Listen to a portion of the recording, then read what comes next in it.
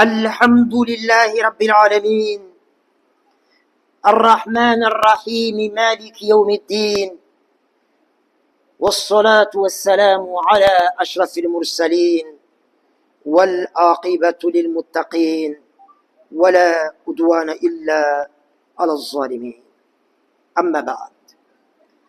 Les louanges, toutes les louanges sont à Allah, qui tend sa main le soir, étant entendu qu'Allah ne ressemble à aucune de ses créatures, qui tend sa main le soir pour permettre aux pécheurs de la journée de se repentir, et en fait autant le matin pour permettre aux pécheurs de la nuit de revenir en toute repentance vers le plein de majesté et de munificence.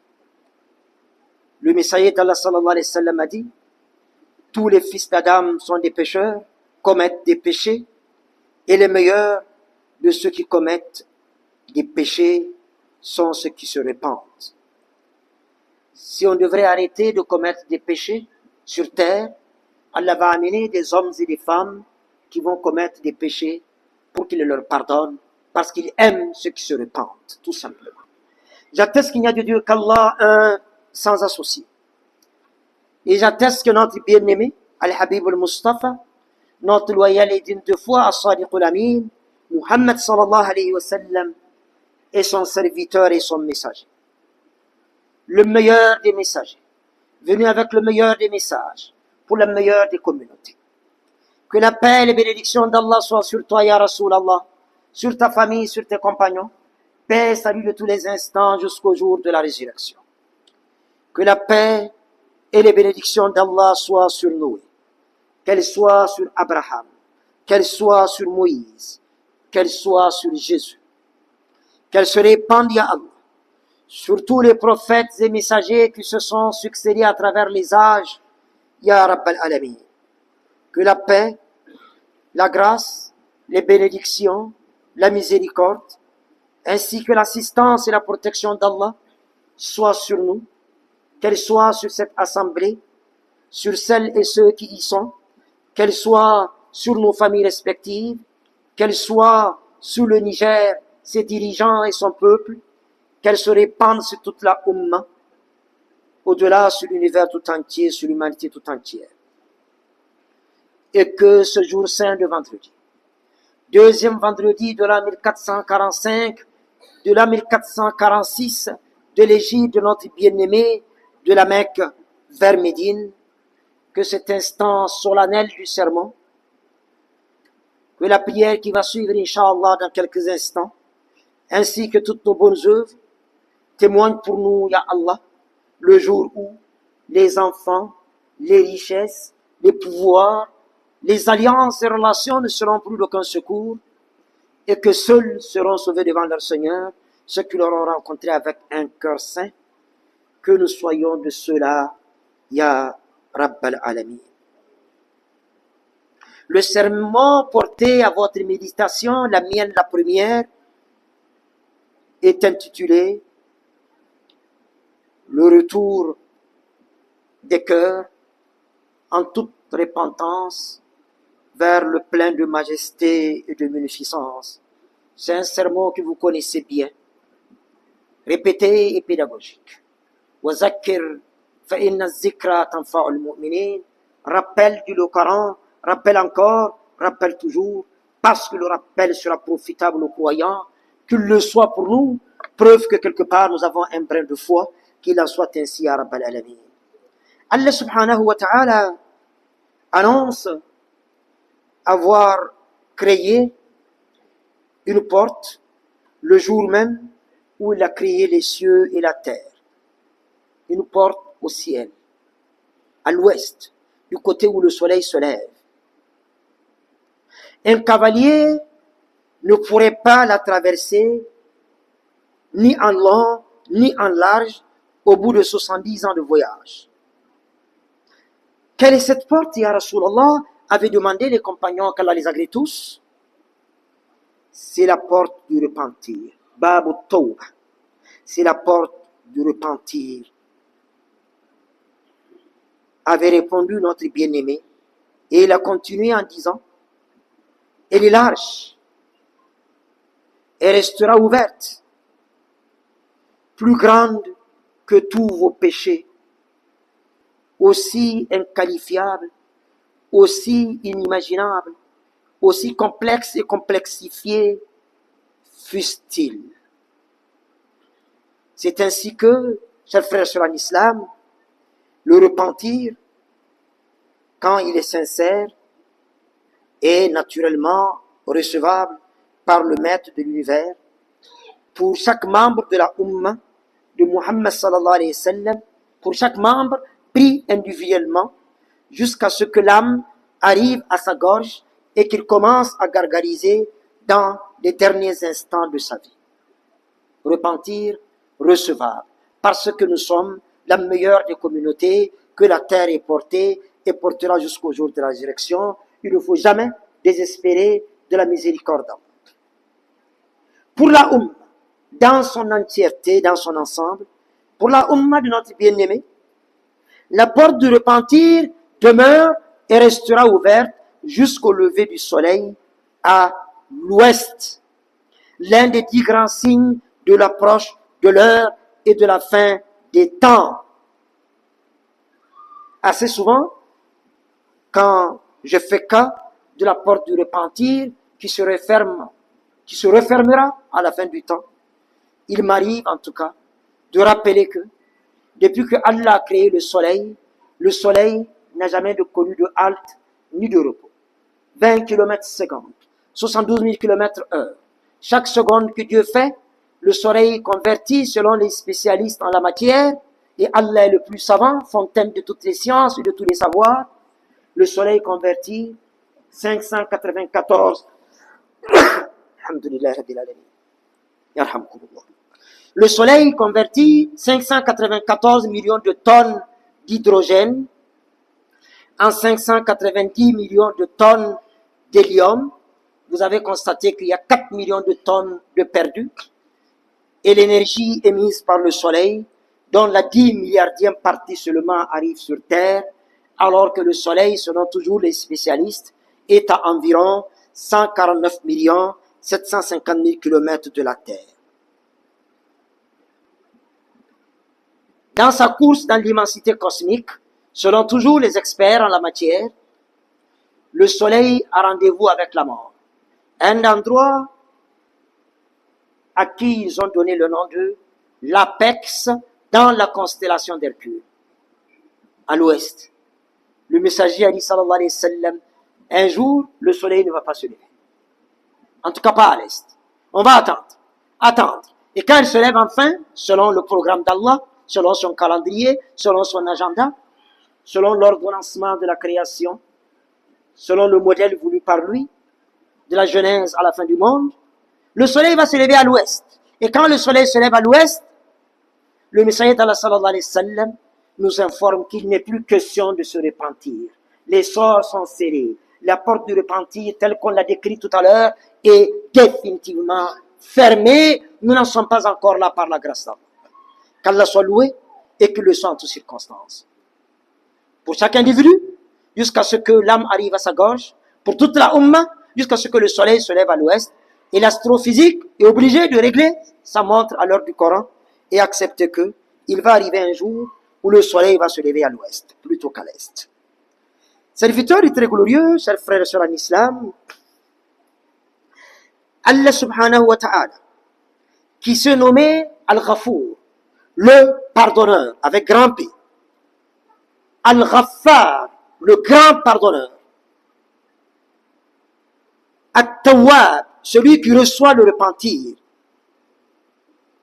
qui se dit clément et miséricordieux, Al-Ghafour Rahim, Ar-Rahman Ar-Rahim, plus de 500 fois dans la glorieuse révélation, annonce solennellement descendre chaque nuit au ciel de la terre.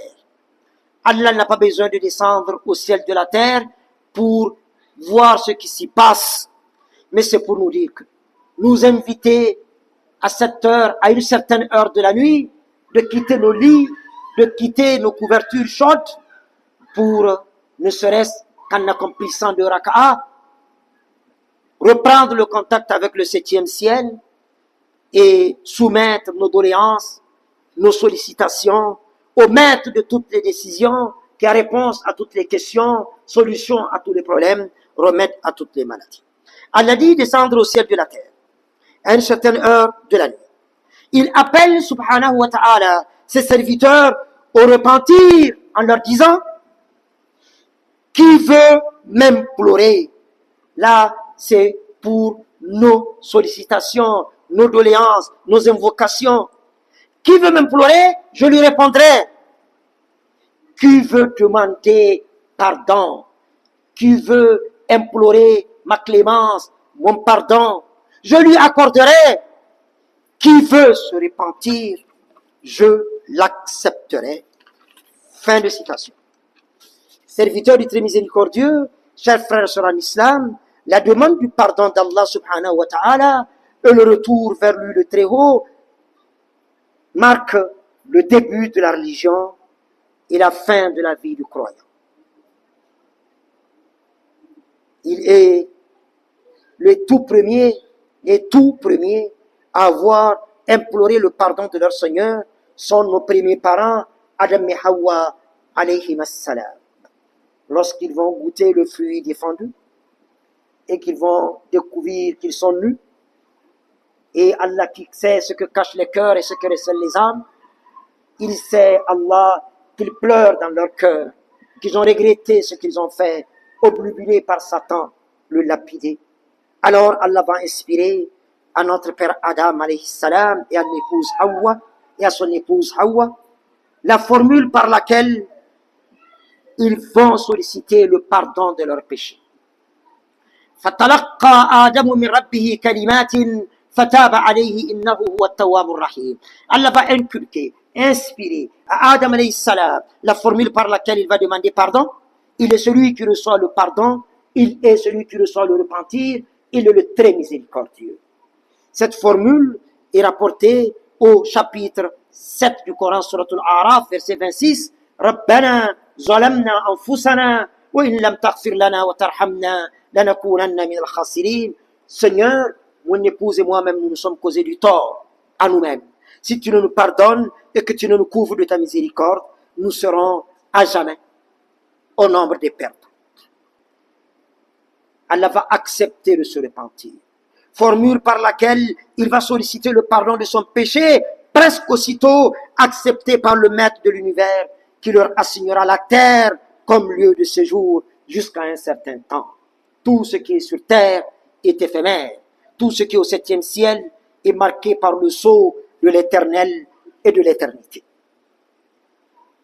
La révélation coranique, dans laquelle est mentionné 17 fois le mot repentir, le chapitre 9 d'ailleurs porte le nom de Surat At-Tawbah, cette sourate qui commence sans la formule liminaire Bismillah ar-Rahman ar-Rahim.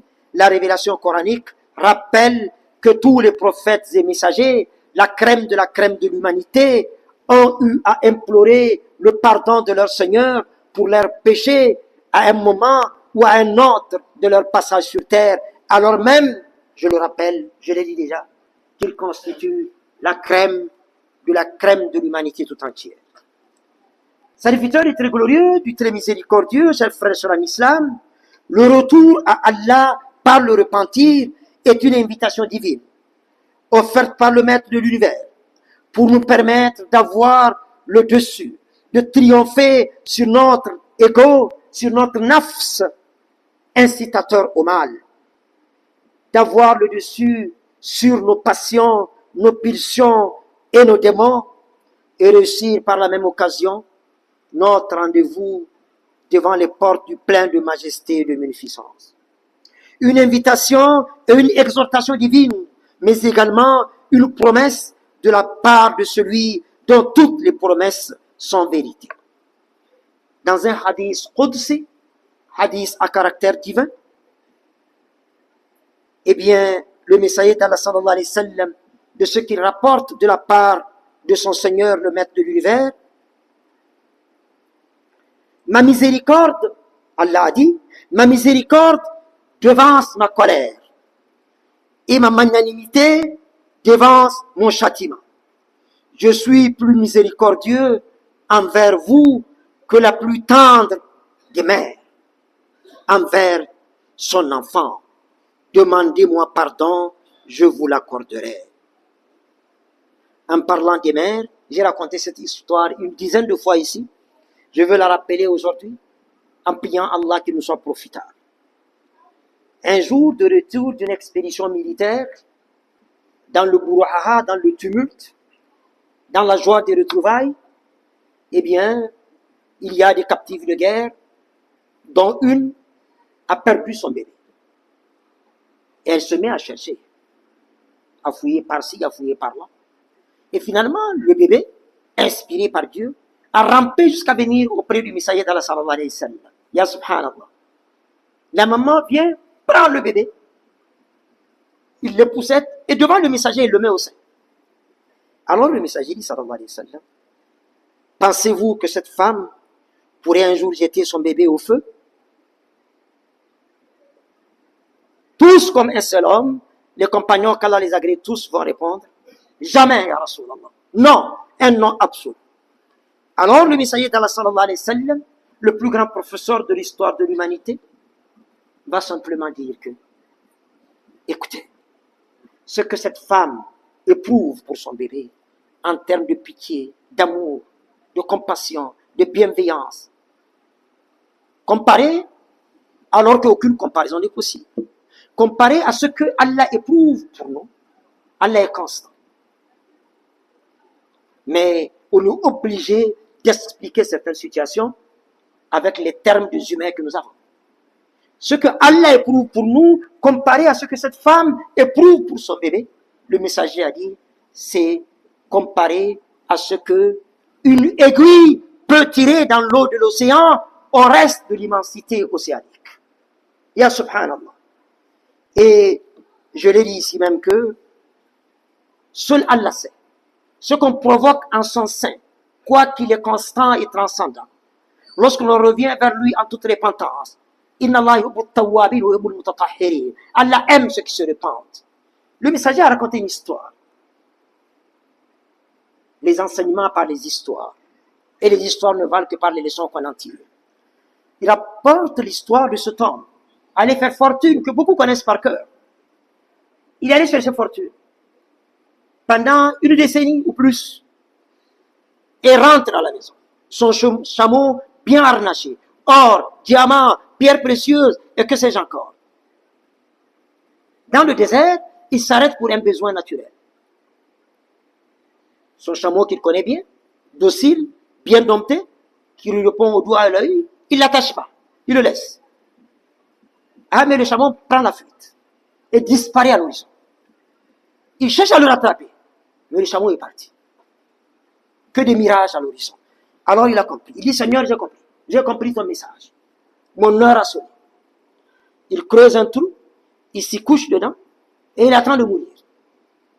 En disant que le vent fera le reste pour son enterrement.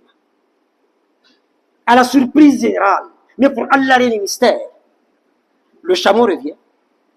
Son maître qui attend la mort, il s'agenouille devant son maître et lui tend le cou et la bride.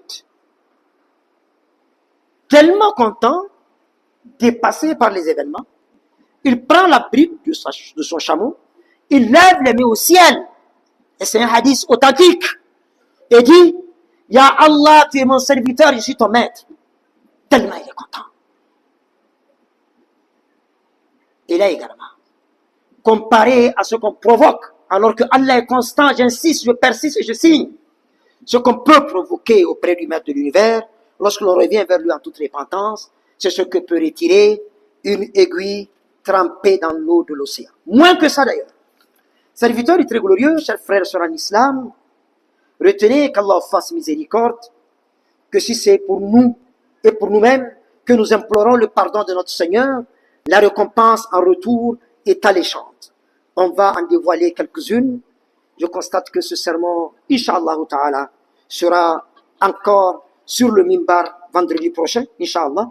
1. La demande du pardon ou l'istighfar efface les péchés. C'est la fonction première de la demande du pardon. وَمَنْ يَعْمَلْ سُوءًا أَوْ يَظْلِمْ نَفْسَهُ ثُمَّ يَسْتَغْفِرُ اللَّهَ يَجِدِ اللَّهَ غَفُورًا رَحِيمًا. Quiconque, dit le Coran, agit en mal ou cause du tort à lui-même. Quand on commet un péché, on cause du tort à soi-même. Puis demande pardon à Allah, trouvera certes Allah grand pardonneur et plein de miséricorde. Chapitre 4, Surat An-Nisa, verset 110. Dans un hadith Qudsi, Allah dit, dans ce que rapporte de lui son envoyé Muhammad sallallahu alayhi wa sallam, ô fils d'Adam, même si tes péchés atteignaient le firmament et que tu implores mon pardon, je t'accorderai un pardon équivalent sans que cela ne me dérange en aucune façon. Selon une autre variante, ô fils d'Adam, tu peux venir avec le poids de ce monde en péché. Tu me demandes pardon, je te rencontrerai avec le poids de ce monde en repentir, wala ubali, sans que cela ne me dérange. 2. La demande du pardon ou à l'istighfar efface les sanctions et prévient les supplices.